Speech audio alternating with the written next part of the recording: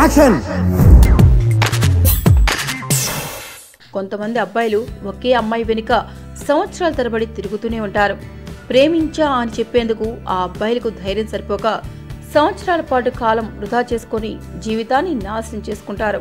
అయితే మరో రకం అబ్బాయిలు మాత్రం నెలకు గర్ల్ ఫ్రెండ్ని వెంటేసుకొని తిరుగుతూ ఉంటారు. ఈ ఇద్దరికి తేడా ఏమంటే ప్రవర్తన.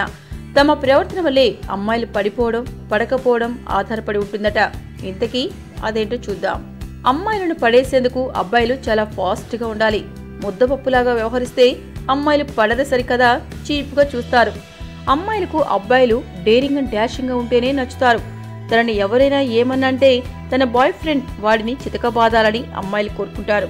సర్ప్రైజ్ ఇచ్చే అబ్బాయిలంటే అమ్మాయిలు తెగ ఇష్టమట. ప్రతి చిన్న విషయానికి కూడా సర్ప్రైజ్ గిఫ్ట్లు ఇచ్చి అమ్మాయిలను మీ వైపు తిప్పుకోవచ్చునట. అమ్మాయిలను పడేసేందుకు మరో ముఖ్యమైన మార్గం ఆమె కుటుంబంతో సన్నిహితంగా ఉండడం. ఆమె కుటుంబం పట్ల బాధ్యతతో నడుచుకొని వారి అవసరాలు తీర్చుతూ ఆమె కుటుంబ సభ్యులకు నచ్చితే ఆటోమేటిక్ గా ఆమెకు నచ్చేసినట్టే. అమ్మాయిలు చూస్తున్న మరో ముఖ్యమైన విషయం లైఫ్ సెక్యూరిటీ.